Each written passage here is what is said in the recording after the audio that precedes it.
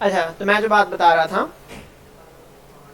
कि इसको कोई नहीं जानता था, इसने अपनी ऐड लोगों को सामने दिखाई। आप मीम्स देख रहे थे, मीम देखते देखते आप आए और आपने ऐड देखी। इसके बरक्स अगर आप यूं करके बैठ के मीम्स देख रहे हो, कितना चांस है कि आप अपनी नजर उठा के इन वाले एड्स पर जाओगे और इधर आकर क्लिक करोगे? उठ कर जाओगे? यहां पर कोई भी नहीं जाएगा। तो this is called placement. Placement हमारे पास दो होती हैं, एक होती है मेरे पास सेंट्रल और एक होती है मेरे पास साइड। ठीक है जी। सेंट्रल प्लेसमेंट उन लोगों के लिए है जैसे जो न्यू ब्रांड्स होते हैं। ठीक है जी। और जो साइड है ये उन लोगों के लिए है जो मेरे पास ओल्ड ब्रांड्स हैं, कि अब लोग उनको जानते हैं, उनका नाम मार्केट में मशहूर है, दुनिया उनको पहचानती है। अब उनको कह लो मजीद इधर उधर खेचल, मजीद कह लो न्यू कस्टमर ढूंढने में, फ्रंटल मार्केटिंग जिसको बोलते हैं, वो करने की उनको ऐसे ज़रूरत नहीं।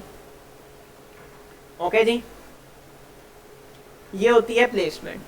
अब आपने डिसाइड करना है कि आपने अपने ऐड को बिड जब आप लोगों ने जीत ली, उसके बाद कंटेंट क्वालिटी मेंटेन करके, क्रिएटिव कॉपी, क्रिएटिव कॉमन, ये जब मैं आपको ऐड में जाऊंगा वहां पे आपको दिखाऊंगा आपने किस तरीके से अपनी क्रिएटिव क्वालिटी का मुकाबला करना है। अब दो एड्स जिनकी क्रिएटिव क्वालिटी सेम है, वो दो एड्स जिनकी क्रिएटिव क्वालिटी सेम है, फेसबुक देखेगी कि किसकी कंटेंट क्वालिटी डिफरेंट है। बेहतर कंटेंट क्वालिटी वाले को वो दिखाएगी जो अगर बिड सेम हुई। ठीक है जी। दूसरा फिल्टर हमें पता लग गया किसका है, कंटेंट क्वालिटी का। और कंटेंट क्वालिटी कौन डिसाइड करती है जी? अल्लाह आपका भला करे, फेसबुक। इसके बाद हम आगे चलते हैं, तीसरा ही सबसे बड़ी हर्डल, और यहीं पे आके लोग अड़ जाते हैं और बड़े बड़े कह लें अच्छे ब्रांड्स हैं वो इधर आके फेल हो जाते हैं। This is ENCE, audience. Audience, what do I mean by audience? क्या मतलब मेरा? ऑडियंस क्या कर सकती है जी? ऑडियंस बड़ा कुछ कर सकती है। बात याद रखें, फेसबुक को पैसे आपने दिए हैं, सगी वो किसकी है? ऑडियंस की, आपकी सगी नहीं है। आपने, आप पर फेसबुक ने एहसान किया है कि उसने आपसे पैसे लिए हैं, और फेसबुक आप पे एहसान कर रही है कि आपका ऐड को लोगों को दिखा रही है। ऑडियंस क्या है कि आपका ऐड ऑडियंस किस तरह रिसीव कर रही है। ऑडियंस से मेरी क्या मुराद है? इसको मैं रेड मैंने ऑलरेडी यूज कर लिया है, चलो मैं इसको फिर मैं डब्बे में लिख देता हूँ। Perception and behaviour of audience toward your add, आपके एड की तरफ ऑडियंस का बिहेवियर। ठीक है जी। इससे मेरी क्या मुराद है? ऐसा कैसे हो सकता है? कौन सा बिहेवियर है जो मैं इससे मुराद ले रहा हूं? पहले मैं जरा इसको डब्बे में बंद कर दूं, फिर अगली बात करता हूं।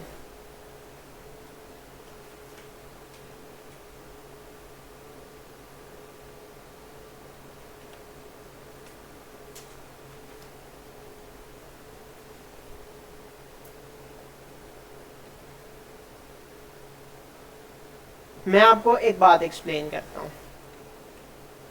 मैंने आपको अभी थोड़ी देर पहले वार्म ऑडियंस और कोल्ड ऑडियंस की बात समझाई है, बिल्कुल अच्छी बात है।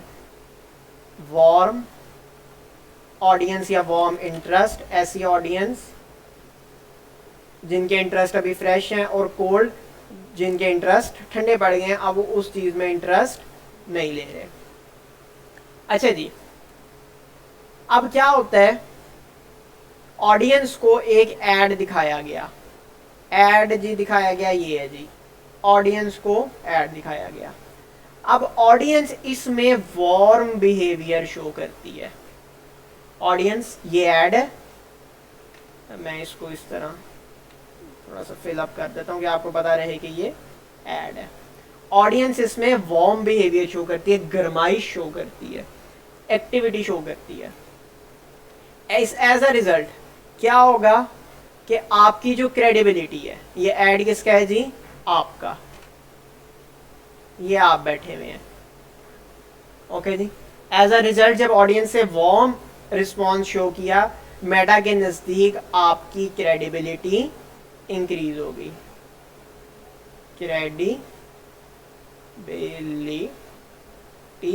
बढ़ गई, ओके जी। अब आपका एड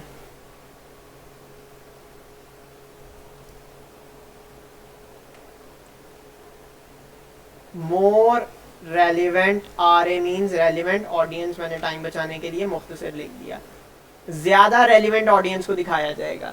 मिसाल के तौर पे आपका ऐड जिस बंदे को पसंद आया था वो कैटेगरी में लाई करता था, उस बंदे का नाम था, किधर गया रात बुरांगी नहीं मिल रहा, अच्छा बी, वो बी ऑडियंस में लाई करता था। अब बी ऑडियंस के अंदर वो अकेला बंदा तो नहीं था, बी ऑडियंस के अंदर इस बंदे ने देखा आपका ऐड, इस बंदे ने देखा, इस बंदे ने देखा, इस बंदे ने और इस बंदे ने आपकी ऐड के अंदर इंटरेस्ट शो किया, 2 3, इसने और इसने आपकी ऐड में इंटरेस्ट शो किया, तो ऑटोमेटिकली आपका जो ऐड है वो इसको भी दिखाया जाएगा, इसको भी दिखाया जाएगा, इसको भी दिखाया जाएगा। आई बात की समझ? ये थी हमारे पास अगर ऑडियंस वार्म शो करती है। अब अपनी वजह से आपको कोई कसूर ना भी हो, ऑडियंस का पर्सनल टेस्ट है, वो क्या करता है जी, अब वो आपके ऐड में कोल्ड रिस्पॉन्स शो करता है, किधर गया जी, कोई और रंग यहां से लेते हैं शार्प सा। अब ऑडियंस कोल्ड रिस्पॉन्स शो कर रही है, ऐड आपका है। अब मसला फिर से किसका है जी, आपकी क्रेडिबिलिटी का। क्रेडिबिलिटी समझ लें, ये आपकी इज्जत है,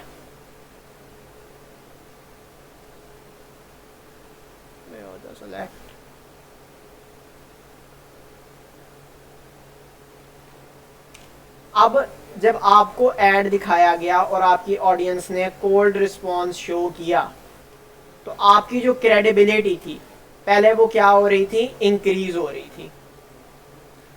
पहले जो आपकी क्रेडिबिलिटी, किधर गया जी हमारा, यहाँ पे हमारी क्रेडिबिलिटी मोर थी, अब आपकी क्रेडिबिलिटी कम हो गई, ओके जी।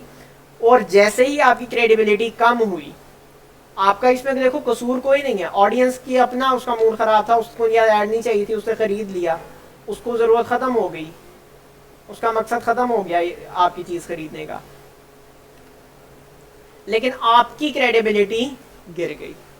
अब जैसे ही आपकी क्रेडिबिलिटी गिरी, फेसबुक क्या करेगी, आपका add less audience, less relevant audience को दिखाएगी और आपसे मोर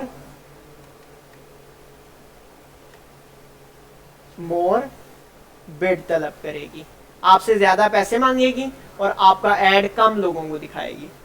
पता है क्या करेगी फेसबुक का मैकेनिज्म क्या है, एक्चुअली वो आपका नुकसान नहीं करना चाह रही होती, वो आपका फायदा करना चाह रही होती है। वो क्या करती है, मोर बिडिंग से वो क्या करेगी, जब आप उसको ज्यादा पैसे देंगे। आपको पता है हमारे पास ऑडियंस सिर्फ एक नहीं है, ठीक है जी। लेट से अगर आप ये चीज़ बेच रहे हैं, आप ये चीज़ बेच रहे हैं, इसके जो इंटरेस्टेड लोग हैं वो ऑडियंस ए में भी हैं, बी में भी है। ये एक नीश है, नीश एक टेक्निकल टर्म है, जिस तरह आप सारे लोग मिलके एक नीश बनाते हो, जिनके मिलते जुलते इंटरेस्ट होते हैं लेकिन वो अलग अलग होते हैं, similar but not same people. ये एक नीश है, हम इसको कह देते हैं ये N1 है। इसी तरीके से C-D ऑडियंस किसकी, नीश 2 की। अब वो आपसे मोर बिड, आपने देखा कि लोग बी वाली ऑडियंस में वो शो नहीं कर रहे, यहाँ पर लोग बी में इंटरेस्टेड, सॉरी बी वाले लोग आपकी प्रोडक्ट में इंटरेस्टेड नहीं है। किधर गया जी रेड मेरा, ये रहा, बी वाले लोग आपकी प्रोडक्ट में इंटरेस्ट नहीं रखते। तो फेसबुक क्या करेगी, वो आपको कहेगी भाई ज़रा मुझे पैसे दो, मैं तुम्हें ऑडियंस ढूंढ के देती हूँ। वो फेसबुक क्या करेगी जी, वो पैसे लेगी और उसको ए वाले में टेस्ट करेगी। यहाँ से फिर आगे फिर वही है, वार्म या कोल्ड। अगर कोल्ड रिस्पॉन्स आता है वो कह देगी जी ए वाले लोग इंटरेस्टेड नहीं है, बी वाले तो पहले नहीं थे। फिर वो पैसे लेके किस में जाएगी जी, सी वाली में। सी वाली में वो देखेगी क्या रिस्पॉन्स आता है। लेट से आपका रिस्पॉन्स आता है वार्म, तो वार्म आने के बाद फिर से हम लोग इधर चले जाएंगे, हमारी क्रेडिबिलिटी बढ़ेगी, ज़्यादा लोगों को हमारा ऐड शो होगा। तो इस तरीके से फेसबुक आपकी थोड़ी बहुत मदद करती है।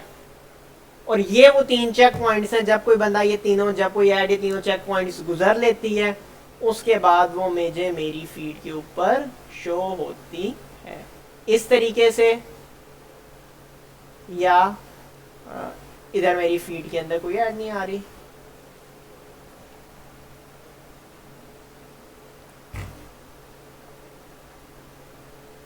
ये देखिए जी, कुछ इस तरीके से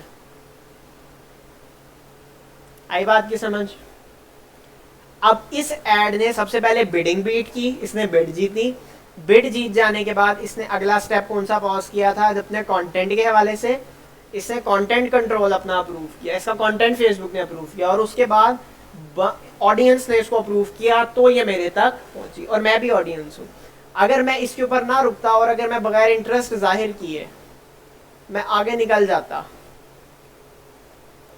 इस तरीके से, तो इसको ये कोल्ड में डाल देती है। मुझे ये बात कंसीडर करती कि लेट्स से अगर उस फेसबुक ने मुझे बी ऑडियंस में रखा हुआ है तो बी ऑडियंस के फलाना बंदा इस ऐड में इंटरेस्टेड नहीं है, लिहाजा ये इस ऐड में इंटरेस्टेड नहीं है। बी ऑडियंस में मजीद वो टेस्टिंग करेगी, अगर कोई भी नहीं इंटरेस्टेड होगा तो बात डिक्लेयर कर देगी कि बी ऑडियंस इस टाइप के ऐड में इंटरेस्टेड नहीं रखती और आइंदा इस टाइप का ऐड वो बी ऑडियंस को नहीं दिखाएगी। ओके जी,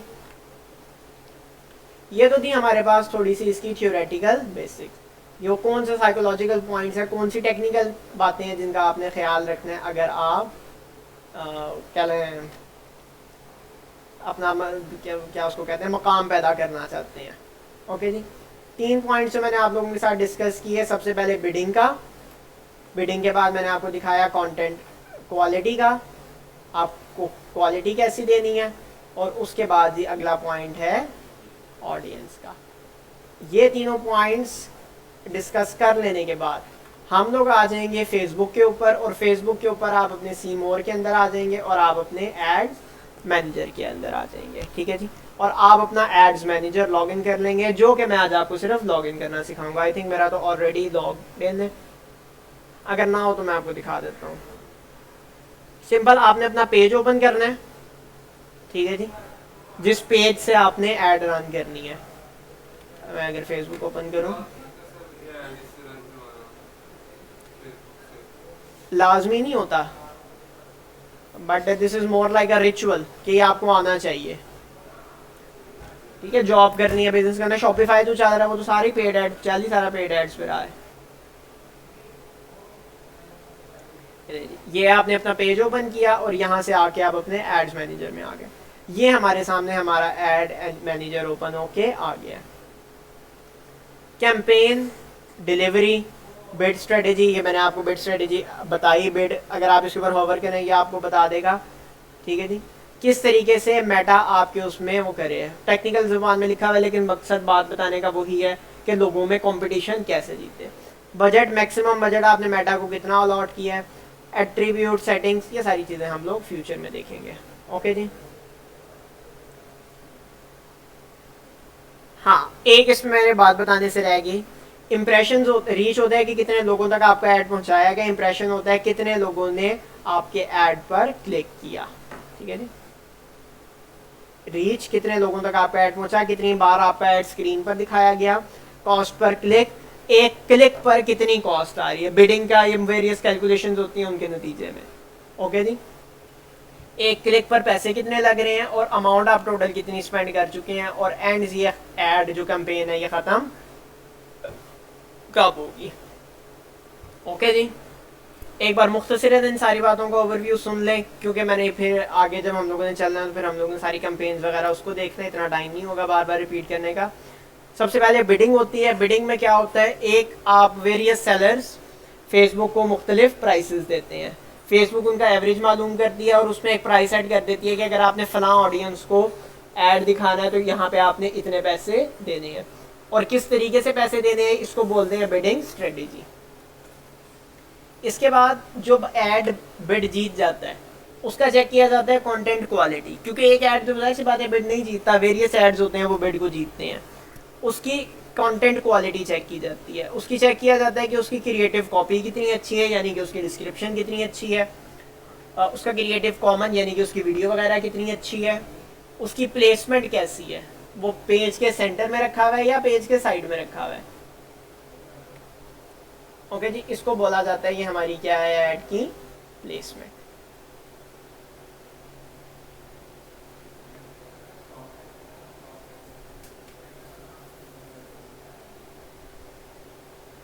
अच्छा जी, मैंने आपको बताया कि अगर साइड पे रखा हो तो उसके क्या फ़वाइद और नुकसान हैं, और अगर सेंटर में रखा हो तो उसके क्या फ़वाइद और नुकसान हैं।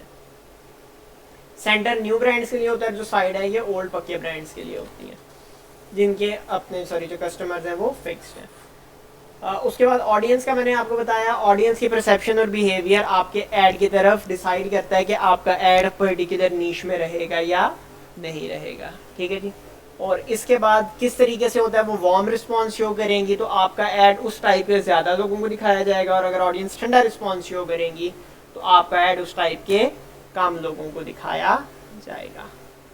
ओके जी, इसके मज़ीद भी थ्योरेटिकल पॉइंट्स हैं, लेकिन अभी मैं उनको साथ के साथ डिस्कस करता रहूँगा। लेकिन ओवरव्यू जो जनरल बातें, फेसबुक एड्स 101 जिसको कह लें, वो ये बातें थी जो मैंने आपके सामने प्रेजेंट कर दी। इसके हवाले से अगर आप कोई मज़ीद बात जानना चाहते हैं तो पूछ